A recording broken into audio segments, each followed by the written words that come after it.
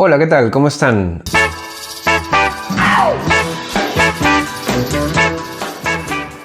Hoy quiero comentarles mi última lectura y se trata del poemario del escritor mexicano M. Brazo, Un coche violento a punto de sufrir un terrible accidente. Este libro que ha publicado Contrabando, Ediciones Contrabando, en el 2024, finales de 2024, hace muy poquito. Y que yo conseguí en la librería Más Bernat aquí en Barcelona. Pude ver a M en una feria que hicieron en Fabri Coats y tuve la suerte de que me lo dedicara M. Yo lo conocí hace ya un par de años coordinando una presentación de libro aquí en Barcelona. Y bueno, nos hemos ido viendo de vez en cuando. He leído y he también reseñado algunos de los libros de el sello Proyectos Estefanía, del que él es el editor. Pueden ver las reseñas en el canal, están ahí. Reseñé a principios de este año 2024. Y bueno, ahora llega también en un formato pequeño este poemario suyo, ¿no? Este poemario suyo que tiene un nombre largo, un título largo, que parece que es su debilidad, porque anteriormente había publicado una plaqueta de poemas que se llama Los modernos ya nada les conmueven, ¿no? Otro nombre largo. Y un nombre más cortito de una novela corta que publicó, si no me equivoco, en su sello, Proyecto de Estefanía, que es Lo que pesa un muerto. M. Brazo es también cantante callejero, es editor, como les decía, de este sello Proyecto Estefanía, pero también es editor de Contrabando. Bueno, nació en Puebla en 1986, pero vive en Valencia hace ya unos cuantos años, me parece. En fin, ¿de qué va este poemario, ¿no? ¿Cuál es el tema de los poemas que ha reunido aquí M? Bueno, este libro, Un coche violento a punto de sufrir un terrible accidente, es un libro que habla del tema de la depresión, de la ansiedad. Este coche violento a punto de sufrir un terrible accidente es exactamente la prefiguración de lo que es la ansiedad, ¿no? O la representación o la expresión de lo que es la ansiedad. Parece que el poeta que escribe estos versos pasó por varios episodios de paranoia, insomnio, ansiedad, esa angustia existencial que arremete y que se somatiza y se va convirtiendo en un peso que ya más allá de un peso es una enfermedad que hay que combatir en muchas ocasiones con ansiolíticos, con pastillas, con medicina, ¿no? Medicina que a la vez tiene ese punto peligroso, ¿no? Por un lado te cura ciertas situaciones de delirio, de nerviosismo, de ansiedad, pero que por otro lado es también una puerta a la adicción, ¿no? O a la dependencia de estas pastillas para poder vivir, ¿no? Tirar hacia adelante. El libro es un libro que es valiente en el sentido de que habla de un tema que hoy por hoy es un tema pues un poco que está en la boca de todo el mundo, ¿no? Todos tenemos ansiedad, todos hemos sufrido de momentos de nerviosismo en el que hay que respirar. Hay mucha gente con la enfermedad del sueño, no puede dormir, o el cansancio, que es otro mal endémico de la sociedad hoy en día, ¿no? Todo el mundo está cansado, todo el mundo está en los mínimos, ¿no? No llega el fin de semana, no llega a ninguna parte, ¿no? La gente está absolutamente enloquecida. Y por otro lado, hay también una tendencia a la sobreexposición, ¿no? de digamos, nuestra situación emocional, o de nuestra situación psíquica, ¿no? O sea, estamos siempre observando qué es lo que nos pasa, qué está pasando con nosotros. Y esto puede conllevar en las expresiones artísticas, en este caso la literatura, a la banalización, ¿no? Se puede terminar banalizando algo que en realidad no tiene nada de banal, ¿no? Porque, bueno, porque hay una enorme oferta de literatura del yo, la literatura testimonial, literatura que de alguna forma puede llevar o convertir la enfermedad mental en una especie de resistencia dentro de la trama de la ficción, que el protagonista tiene que superar, ¿no? A partir de la superación del trauma, ¿no? Entonces convertimos una situación particular que tiene que ver con la enfermedad mental y con una serie y con un diagnóstico, vamos, que debería darse un diagnóstico médico, ¿no? Al cuadro que estamos presentando. Pues convertimos esto en una trama, en un argumento arquetípico, ¿no? Es decir, el personaje que tiene un trauma en la infancia y que lo supera a partir de una lucha con sí mismo, y tiene que superar ese episodio de oscuridad, ¿no? Que es la depresión. No voy a negar que al empezar el libro pues tenía el temor de encontrarme otra vez con este artilugio, ¿no? Con este artificio. Pero debo decir que no ha pasado eso con el poemario de Mebrazo, porque utiliza una estrategia muy interesante, ¿no? Lo que hace en este libro es que va a mezclar una serie de poemas que escribió en momentos de crisis, en momentos de gran oscuridad, ¿no? En momentos de insomnio, momentos de tremendo estrés, de episodios de ansiedad, que son poemas muy instintivos, y por lo mismo que son muy instintivos son herméticos. Él mismo decía, ¿no? Si publicaba todos esos poemas juntos y nada más, pues esto iba a ser infumable, ¿no? Porque claro, son como esquirlas de lo que realmente pasa con el poeta. El poeta no explica su situación, sino que el poeta simplemente da alaridos, ¿no? Y esos alaridos toman forma de verso. Ahora, ¿cómo superar esta dificultad del hermetismo, del egoísmo de los poemas como catarsis, como digamos balbuceos dentro de una situación de tremendo agobio? Pues la estrategia que utiliza Mebrazo es muy interesante, porque lo que hace es que convierte en santos a las pastillas que uno tiene que tomar en estas situaciones, al cóctel, ¿no? Son una serie de ángeles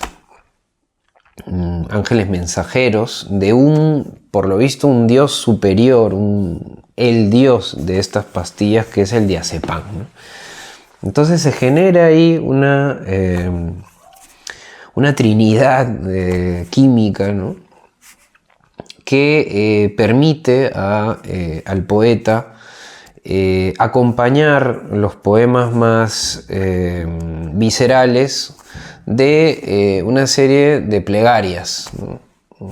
A la forma del rosario, ¿no? Porque, por ejemplo, tenemos en la primera parte, ¿no? El libro el poemario tiene 4 libros cortitos, ¿no? Y cada uno de ellos nos va a remitir, ¿no? a un estado, a un momento del poeta, ¿no? Primero está esta primera parte que el poeta pues llama antífona, ¿no? Entonces este libro primero empieza con este poema que tiene una reverberación bíblica, ¿no? Nos remite a la Génesis. En el principio, dice, el espíritu se encuentra entre su paz y su guerra.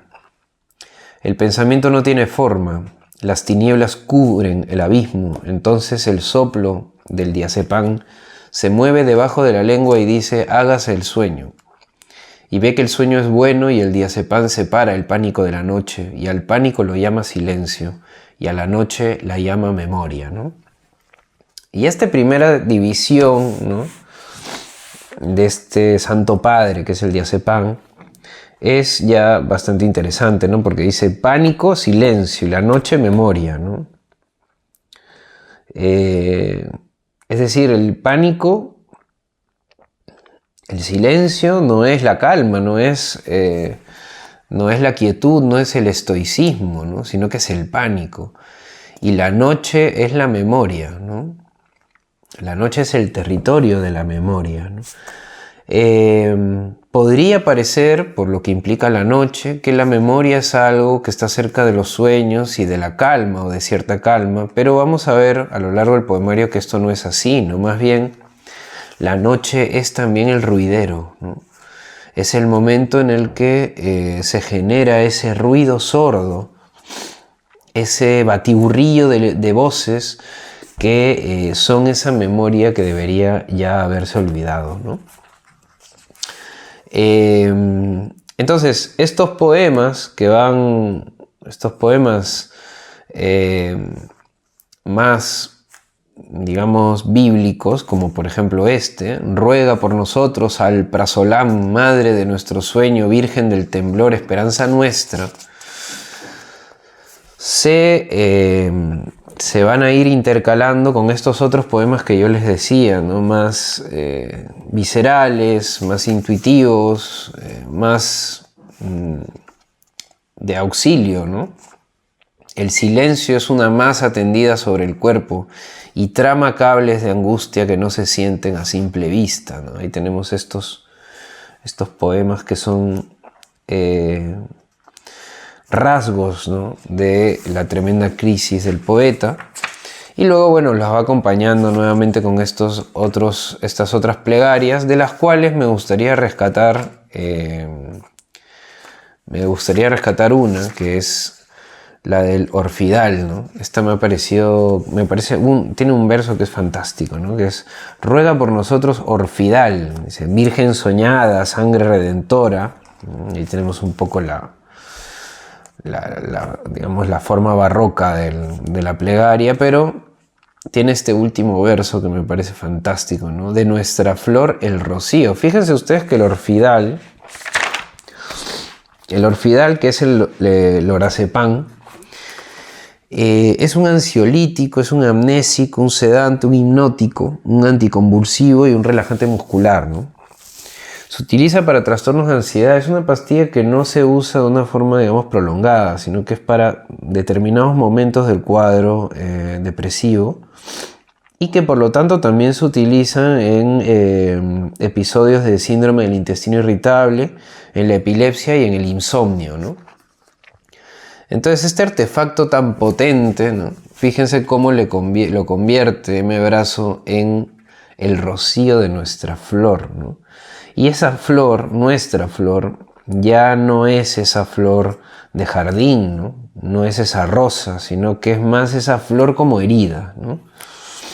Esa flor como algo abierto que siente la frescura del rocío, que no es otra cosa que los efectos del orfidal, del lorazepam, ¿no? Bien. Ahí tenemos, por ejemplo, ese punto, ¿no? Y así hay una serie de pastillas, increíble. Luego hay este otro término interesante, en alguna reseña han llamado la atención sobre esto, sobre el ruidero, ¿no? Porque la memoria es un ruidero, la memoria no es una voz clara, una voz, digamos, cristalina que escuchamos con claridad y a la que le podemos responder, sino que es más bien un coro de voces, pero que están cada una va por su lado y entonces no se entiende nada, ¿no? Y en vez de ser un coro, de ser un canto del pasado, es un ruidero del pasado, ¿no? Y ese ruidero no genera tranquilidad en el poeta, sino que todo lo contrario, ¿no? El ruidero sordo, el elefante que se sienta en el pecho, el sistema nervioso que es ya algo físico, se ensancha en la concavidad de las costillas hasta no caber, ¿no? Ese ruidero sordo se convierte en un elemento tumefacto, ¿no? En algo que crece en las entrañas. Ruega por nosotros Rabotril, vean cómo siempre intercala con una plegaria. Ojo del crepúsculo, acúnanos en tu corazón. Refugio en las persecuciones, ¿no? Otro gran verso, ¿no? Refugio en las persecuciones. Luego estos poemas más viscerales, acompañados de estas plegarias, van a desembocar en en un poema infinito, un poema que además se va juntando y juntando hasta convertirse en simplemente una mancha de tinta negra, ¿no?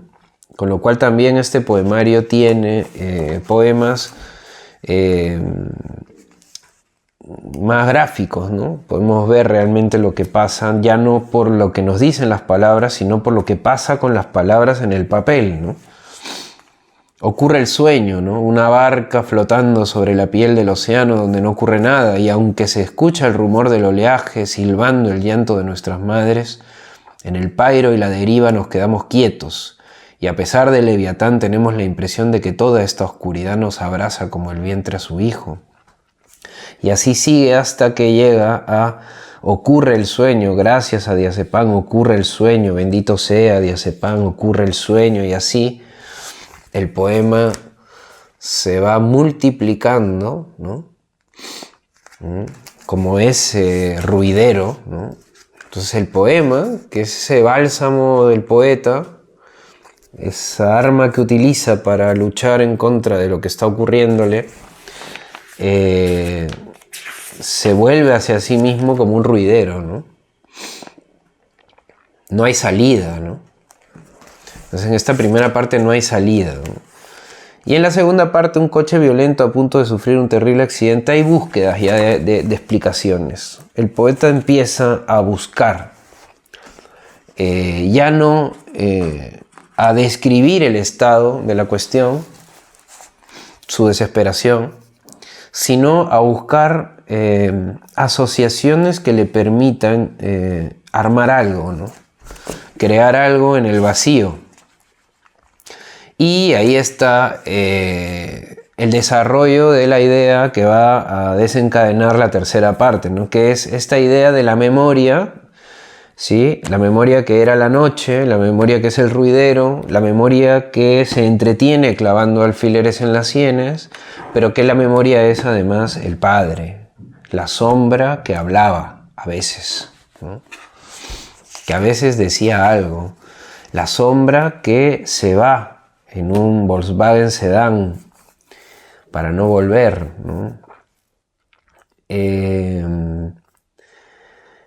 Y que además ha dejado un lastre, ¿no? Y que aquí muy bien el poeta llama, ¿no? Cuando dice la neurosis que cierra los ojos y suelta el volante a 50 metros de la barranca es uno mismo, y el ruidero nacido entre espasmos y llantos, que en el asiento trasero entona elegías espeluznantes, ¿no?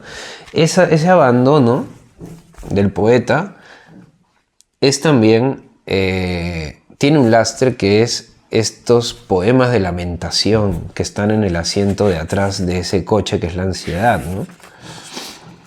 Así que bueno, en esta parte la memoria cobra un sentido más importante porque se va a ir acercando a la imagen del Padre, pero además ya hay una sola pastilla, ¿no?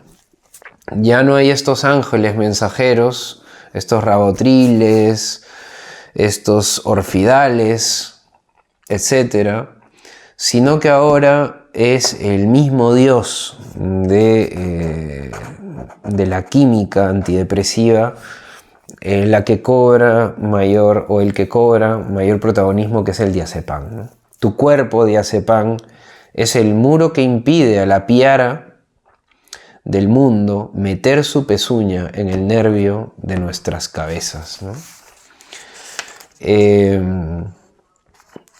Hay una entrega, ¿no?, al diazepam completamente. La memoria será abatida, diazepam. Tú has destruido las ciudades del pasado. Su recuerdo perecerá con ellas, ¿no? La destrucción del pasado es el gran sí de este diazepam, ¿no? La memoria entonces aparece como un monstruo, ¿no? No aparece como algo bueno, no es esa memoria de la que hemos hablado tantas veces, ¿no?, que es la salvación de las sociedades, sino que más bien esta es la memoria que destruye al individuo, ¿no? La memoria mordaz, esto me ha gustado mucho también, ¿no? El tema del ruidero, pero también de la memoria como algo que corroe, no algo que construye, ¿no? La memoria que corroe, pero no solo que corroe, sino que tensa el cuello, como por ahí lo puede tensar la piña cuando es muy áspera, ¿no? Porque la mordacidad no es solo una característica del comportamiento o de las expresiones, del lenguaje, sino que también lo es de los alimentos, es decir, que puede ser áspera, puede ser picante, puede ser acre al paladar, ¿no? Así que aquí estamos también con una memoria que se siente en la lengua, esa misma lengua en la que se va a diluir y va a suavizar esa aspereza el diazepam, ¿no? En fin, el tercer libro es el más confesional del poeta. El poeta se abre y ya deja esta representación más delirante de su cuadro depresivo, sino que ya es capaz de articular un pasado, ¿no? Un pasado que está articulado de una forma a la vez, digamos, delirante, pero ya es un delirio que tiene y que ofrece una necesidad de componer, ¿no? ¿Qué es lo que hacemos con el pasado, ¿no?, cuando tenemos ya la capacidad de hacerlo? Esos gritos monocordes, ese ruidero, de pronto se va convirtiendo poco a poco en un relato, ¿no? Y aquí hay el relato, en la tercera parte. En este Museo de los Horrores, antes llamado Cabeza, mi padre es un cuadro en su mero centro. Se recuerda cada vez más la tarde en la que mi padre, esa sombra que a veces me hablaba, metió sus cosas en un Volkswagen Sedán y se fue para no volver. Una pesadumbre clavada en el subconsciente como un cuadro al que cada vez que se le mira, al prestar atención a detalle antes pasados por alto, revela sus matices más profundos y se intenta engañar al insomnio haciéndome el dormido, con los ojos cerrados y el cuerpo relajado, pero el pensamiento, saltando entre recuerdos, termina por despeñarse y cae a la barranca del Volkswagen Sedán de mi padre, yéndose lentamente, ¿no? Ese coche que además es un coche viejo, un coche destartalado, un coche que hay que empujar para que se vaya, ¿no? Pero que se va, ¿no? Luego hay una confesión del poeta aquí, ¿no? La idea era borrar el poema del padre y comenzar a escribir otro poemario en los tiempos de sosiego, ¿no? Pero esto no pudo ser así porque el poema, por lo visto, se perdió y tuvo que volver a escribirlo, ¿no?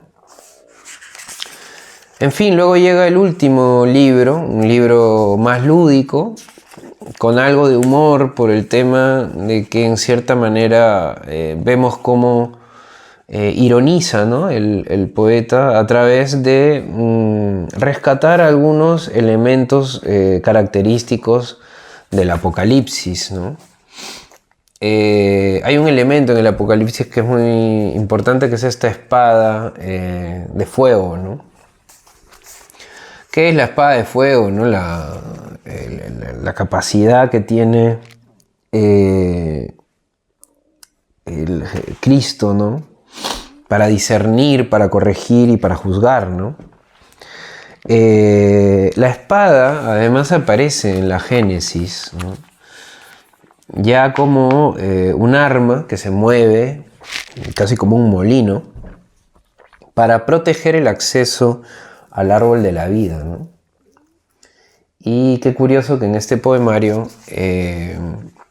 aunque coge el elemento de la espada en el Apocalipsis, de cierta forma, pues ese árbol de la vida, que es ese paraíso perdido, ¿no?, que siempre estamos persiguiendo, ¿no?, ese arma que nos va a permitir, en cierta manera, dominar al ruidero, dominar la memoria, es también el arma con el que la memoria está protegida, ¿no? Nuestra verdad está protegida por un molino de espadas en llamas, ¿no?, para que no podamos acceder, porque ahí solo puede acceder Dios, ¿no?, o quizá el diazepam, no sabemos. En todo caso, aquí vienen estos poemas últimos, ¿no?, y veremos evidentemente que en este momento final del poemario aparece la espada, ¿no? Aparece la espada. Cuando puse el sagrado cuerpo del diazepam debajo de la lengua, se hizo el silencio en la cama y me elevé ligero por encima del manto que vela el cielo de los insomnes, y la mano de la Virgen del temblor me subió al presencia de Dios. Y ahí vi a un ángel encender su espada de fuego y arrojarla contra la espiga del mundo, ¿no? Es decir, lo incendió todo. Ese fue el final, ¿no? Pelearé contra el miedo, dice, cual Juan, con la espada de fuego ardiendo en mi boca, ¿no? Y luego, bueno, viene una reverberación de ese poema. Y, en fin, un viaje, ¿no? Un viaje metidos todos en este coche, en este Volkswagen sedán, al que le costaba tanto arrancar para irse, pero que termina yéndose, y que se convierte en un coche que va a toda velocidad en la mente del poeta, a punto de estrellarse, y cuyo único remedio parece ser el diazepam, ¿no?, la pastilla que debajo de la lengua, al disolverse, se convierte también en esa espada de fuego con el que el ángel va a encender, pues, la espiga del mundo, ¿no?, y lo va a incendiar todo. En fin, muy sugerente este poemario, que habla de un tema difícil, un tema que está en boca de todos y que es muy fácil de banalizar, que nos puede llevar al victimismo, a la confesión sin más, a libros que solo tienen valor porque ha habido algo, una vida que respalda el libro.